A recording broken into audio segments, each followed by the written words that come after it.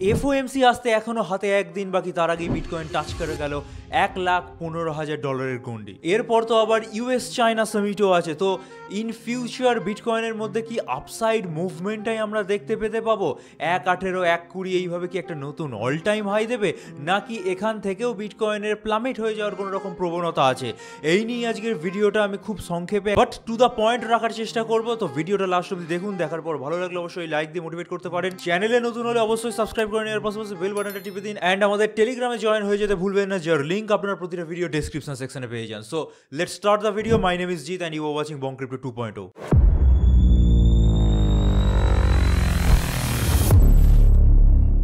তো ফার্স্টে আমরা চলে এসেছি মান্থলি রিটার্নের ক্যান্ডেলে। অক্টোবর মাসটা আমরা এর আগে বারবারই দেখে এসেছি যে পজিটিভ যায়, 1-2 বছর এমন গেছিল যে নেগেটিভ রিটার্ন দিয়েছিল, বাট এই অক্টোবর মাসের মধ্যেই কিন্তু আমরা ম্যাক্সিমাম নেগেটিভ রিটার্ন এই বছরে আমরা দেখতে পেলাম। তো নভেম্বর মাসটা কেমন যাবে? তো সেই বিচারে যদি বলি, Q4 ম্যাক্সিমাম টাইমই আমরা দেখেছি ক্রিপ্টো মার্কেটের মধ্যে সবচেয়ে বেশি রিটার্ন জেনারেট করে দেয়। তো অক্টোবর মাসটা খারাপ গেছে, বাট নেক্সট উইকের মধ্যে অনেক কটা ইম্পর্টেন্ট ইভেন্ট যেহেতু আছে এবং সেই ইভেন্টের মধ্যে দিয়েই নভেম্বর মাসটা শুরু হবে, আমি মনে করি নভেম্বর মাসটা কিন্তু আমাদের পজিটিভই যাবে। কারণ আপনারা যদি একটু ডায়াগ্রামটা ফলো করেন, দেখবেন অক্টোবরের পর নভেম্বর মাসেও কিন্তু ম্যাক্সিমাম ইয়ারে বিটকয়েন বা ক্রিপ্টোকারেন্সি পজিটিভ রিটার্নই দিয়েছে। চলে আসছে একটা বিটকয়েনের এসওপিআর, অর্থাৎ শর্ট টার্ম যারা হোল্ডার তাদের চার্টে বিটকয়েন পাম্প হয়েছে 1.15-500 ওপর, কিন্তু ক্ষণস্থায়ী সময়ের জন্য হলে উঠে দাঁড়িয়েছিল। তো তার জন্য কিন্তু শর্ট টার্ম যারা বিটকয়েনের হোল্ডার তারা অলরেডি আবার প্রফিটে চলে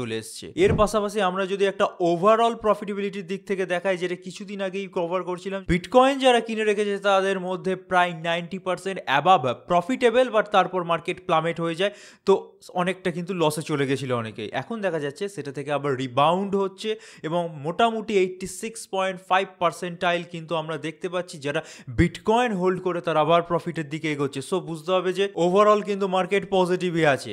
এর পাশাপাশি আমরা একটু যদি বিটকয়েন অ্যান্ড মেটকাপস ল এর দিকে চলে আসি, এটা একটা ডায়াগ্রাম আপনারা দেখতে পাচ্ছেন এবং মেটকাপস ল একটা ডিপ নীল কালারটা দেখতে পাচ্ছেন, এটা একটা লাইন। মনে করা হয় যে এই মেটক্যাপ ল বা মেটক্যাপ লাইনের ওপর যতক্ষণ প্রাইস আছে ততক্ষণ কিন্তু কোনো একটা পার্টিকুলার স্টকস হোক বন্ড হোক এখানে বিটকয়েনকে দেখিয়েছে বিটকয়েন কিন্তু পজিটিভই থাকবে। এর পাশাপাশি আরো একটা যেটা মোস্ট ইম্পর্টেন্ট জিনিস এবং অনেকেই কভার করছে বড় বড় নিউজ মিডিয়াগুলো, ট্রাম্প চায়না কিন্তু একটা কোনো রকম ডিল হবে এবং তার ফলে কিন্তু বিটকয়েন প্রোপেল করতে পারে 1,25,000 অব্দি। তো এটা তো সময়ের অপেক্ষা, দেখা যায় কতটা কি হয়। আমিও আমার মন্তব্য দেওয়ার চেষ্টা করব যে বিটকয়েন কি হতে পারে না হতে পারে। ভিডিওটা আপনারা দেখতে থাকুন। এরপরে একটা বিটকয়েনের হিটম্যাপ অর্থাৎ লিকুইডেশন হিটম্যাপের চার্ট উঠে আসছে। এখানে আপনারা যদি দেখবেন ওপর সাইডে খুব কম লিকুইডিটি গ্র্যাব করার চান্স আছে। প্রপোর্শনালি যদি একটু তলার দিকে আসে, অর্থাৎ 1.15 তলায় আবার চলে আসে বা ইভেন 1.12 কাছাকাছিও আসতে পারে, তাহলে কিন্তু বিটকয়েন ভালো লিকুইডেশন গ্র্যাব করতে পারবে বা লিকুইডিটি গ্র্যাব করতে পারবে, অনেকে লিকুইডেড হবে বেসিক্যালি। তো এইটা দেখিয়ে অনেকে কিন্তু এখন বলছে যে বিটকয়েন কিন্তু আবারও একবার তলায় পড়তে পারে। তো কি হবে না হবে সেই ব্যাপারে যাবো, বাট বিটকয়েনের অনচেন অ্যানালিসিসগুলো একটু চলুন দেখে নিই। তো আমরা দ্য ব্লকে চলে এসেছি এবং বিটকয়েনের ওভারঅল যে সমস্ত ডাইনামিক্সগুলো দেখলে বোঝা যায় বিটকয়েন পজিটিভ কি নেগেটিভ, সেখানে একটু যদি দেখার চেষ্টা করি আপনাদের, তাহলে ট্রানজ্যাকশন অন বিটকয়েন নেটওয়ার্ক এটা কিন্তু প্রপোর্শনালি বেড়েছে ওভার দ্য টাইম পিরিয়ড। হ্যাঁ, অক্টোবর মাসে একটু কম হয়েছে, বাট চিন্তা করার তাতে কোনো রকম কারণ নেই। একটু যদি নিচে আমরা চলে আসি তাহলে দেখতে পাবেন number of active address on the bitcoin network, এটাতেও কিন্তু কোনো রকম হিউজ পার্থক্য নেই। ওভারঅল অ্যাভারেজ একটা কিন্তু অ্যাক্টিভ অ্যাড্রেসের সংখ্যা দাঁড়িয়ে আছে। আমরা যদি একটু মাইনার রিটার্নের দিকে চলে আসি, কারণ বিটকয়েন এটা প্রুফ অফ ওয়ার্ক মেকানিজমে কাজ করা কয়েন, তাকে মাইন করতে লাগে এবং তারপরই সাপ্লাই আসে। তো এখানে কিন্তু মাইনারদের রেভিনিউ প্রপোর্শনালি বেড়েছে, that is a green signal. ঠিক আছে, যে ইন ফিউচার বিটকয়েনের প্রাইসেও কিন্তু আমরা সার্চ দেখতে পেতে পারি। তো মোটামুটি ওভারঅল এই পেজটার লিঙ্ক আমি ডিসক্রিপশনে পারলে দিয়ে দেওয়ার চেষ্টা করব। যত ধরনের অনচেন ডাটা হয়ে থাকে বিটকয়েনের সমস্ত দেখানো আছে, একটা ভিডিওতে এতগুলো কভার করা পসিবল নয়, তাই জাস্ট ওভারঅল যে কটা ইম্পর্টেন্ট দেখিয়ে রাখলাম। আপনারা নিজেদের মতো রিসার্চ করতে হলে এই পেজটা খুলে নিয়ে দেখে নেবেন। আমি এবার ডাইরেক্টলি চলে আসি আমার অ্যানালিসিসে, যেটা আমি কিছুক্ষণ আগে আমাদের টেলিগ্রামে পাবলিশ করে দিয়েছি, তাই জন্যই বারবার বলা হয়ে থাকে যে টেলিগ্রামে জয়েন হন। তো যাই হোক, আবারও এখানে বলে দিচ্ছি 4 আওয়ার্সের চার্ট খোলা এবং কিছুক্ষণ আগে কিন্তু বিটকয়েন প্রায় 116 অব্দি গেছে এবং এবং ভিডিওটা যখন বানাচ্ছি তখনও কিন্তু 1.15 কাছাকাছি পড়ে আছে। এবার আমরা বারবারই বলে আসছি 1.15-500 ওপর যতক্ষণ না বিটকয়েন প্রপারলি ওয়ান ডের বিচারে না দাঁড়াতে পারছে, এবং সেখানেও কিন্তু স্থায়ী হতে হবে, অর্থাৎ 1.15-500 ওপর উঠে এলো, ওয়ান ডের ক্যান্ডেলের বিচারে 2-3 দিন কাটালো, তারপরে কিন্তু আমরা 100% সিওরিটির সাথে বলতে পারবো না বিটকয়েন এখান থেকে বাড়বে আর পড়বে না। বাট এখানে যে অবস্থা আমি দেখতে পাচ্ছি বা যা বুঝতে পারছি সেটা যদি আপনাদেরকে বোঝানোর চেষ্টা করি, দেখুন ফার্স্ট বার টাচ করেছে অনেকদিন পর, এবং 1.15-500 যে জোনটা এখানে লাল কালার দিয়ে আঁকা আছে এটা একটা মেন রেজিস্ট্যান্স জোন। তো একবারে মেবি বিটকয়েন ব্রেক করতে পারবে না। ওভার দ্য টাইম পিরিয়ড দেখা গেল 4 আওয়ার্সের ক্যান্ডেলে অলরেডি বিটকয়েন খানিকটা হলেও প্লামেট করছে। আমি মনে করি 9-1-13 অবধি অথবা 1-12 কাছাকাছি অবধি বিটকয়েন আবারও একবার পড়বে, তারপর আমরা ফার্দার মোর বাড়তে দেখতে পাবো। এরপর কি হতে পারে, 9-1-15-500 থেকে 1-12 মধ্যে রেঞ্জ বাউন্ড হয়ে যাবে বিটকয়েনের মুভমেন্ট, তারপর এফওএমসি বা ট্রাম্প সিম্পিং যে বৈঠকটা হবে তার কোনো সদুত্তর উঠে আসলে বিটকয়েনকে আমরা প্রপারলি 1.15-500 গন্ডিকে ক্রস করতে দেখতে পাবো। So that's it, that's the overall analysis. আবার একবার রিমাইন্ড করে দিচ্ছি, 4 আওয়ার্সের ক্যান্ডেলের বিচারে আমি মনে করি না 1.15-500 যে মেন রেজিস্ট্যান্সটা আছে একবারে ক্রস করতে পারবে, 2-3 বার ধাক্কা মারার প্রয়োজন আছে। তো প্রথমে বিটকয়েন একটু পড়তে পারে, সেটা 1.13-700 অব্দিও পড়তে পারে, 1.12 অব্দিও পড়তে পারে, তারপর হয়তো বারবার এই রেঞ্জের মধ্যে কনসলিডেট করতে পারে, তারপর ফার্দার মোর বাড়বে। বাট যদি ইতিমধ্যেই মার্কেটে খুব একটা ভালো নিউজ সার্কুলেট হয়ে যায় এবং বিটকয়েনের মধ্যে ভলিউমের ইনফ্লো ঠিকঠাক হয়, তাহলে কিন্তু 1.15-500 উপরে উঠে দাঁড়াবে ঠিকই, বাট তখনই কিন্তু আমাদের পজিটিভ হলে চলবে না। 1.15-500 উপর উঠে দাঁড়ানোর পর ওয়ান ডের বিচারে যদি 4-5 দিন সেখানে স্থায়ী হয়, অর্থাৎ 1.15-500 উপর স্থায়ী হয়, তাহলে কিন্তু আমরা পজিটিভ ধরে নেবো। দেন ফার্দার মোর আমরা লং করতে পারি এবং বিভিন্ন অল্ট কয়েনগুলোর মধ্যে ইনভেস্টমেন্ট শুরু করতে পারি। এবার বিটকয়েন নিয়ে যাবতীয় জিনিস বলে দিলাম, একটু ইথেরিয়ামে চলে আসে, কারণ ইথেরিয়ামে আমি একটা ট্রেড সেটআপও প্রোভাইড করেছিলাম। চলে এসেছি ইথেরিয়ামের 4 আওয়ার্সের চার্টে, যেভাবে বলেছিলাম সেইভাবে কিন্তু ইথেরিয়াম এগোচ্ছে, এবং যারা আমার কথা মতো ট্রেড নিয়েছেন আশা করি ভালো মতো প্রফিটে আছেন।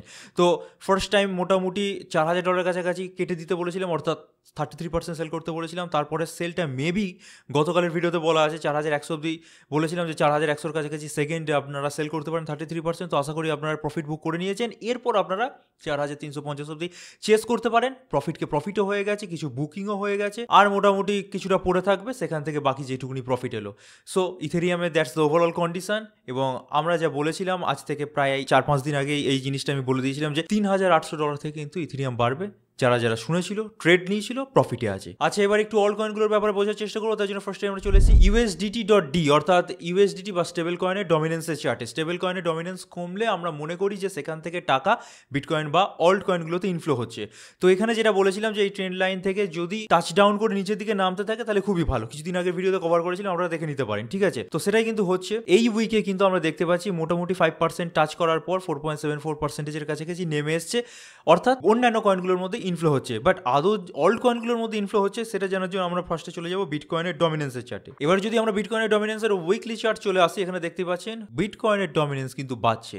অর্থাৎ খারাপ জায়গাটা এখানেই যে বিটকয়েনের ডমিনেন্স যদি বাড়তে আরম্ভ করে এরকম প্রায় 60% টাচ করবে, তাহলে কিন্তু অল্ট কয়েনগুলোর আর কোনো রকম উপকার হলো না। যেটুকুনি ওদিকে ইউএসডিটি ডমিনেন্স কমছে ততক্ষণই কিন্তু বিটকয়েন একাই খেয়ে নিচ্ছে, অর্থাৎ বিটকয়েন প্রপোর্শনালি বাড়ছে, অল্ট কয়েনগুলোকে কিন্তু আর অক্সিজেন সাপ্লাই করছে না। তো সিম্পল হিসেবে বলতে গেলে ইউএসডিটি ডমিনেন্সকেও পড়তে হবে, বিটকয়েনের ডমিনেন্সকেও পড়তে হবে, তারপরে গিয়ে কোনো একটা টাইম পিরিয়ডে আমরা বিভিন্ন পোটেন্সিয়ালি কয়েনগুলোকে মানে পোটেন্সিয়ালি অল্ট কয়েনগুলোকে বাড়তে দেখতে পাবো। তা বাদে কিন্তু আমরা অন্য কোনো রাস্তা দেখতে পাচ্ছি না। আচ্ছা, শুধু অল্ট কয়েনগুলোর জন্য আমরা টোটাল 3 চার্টও একটু দেখিয়ে রাখার চেষ্টা করি।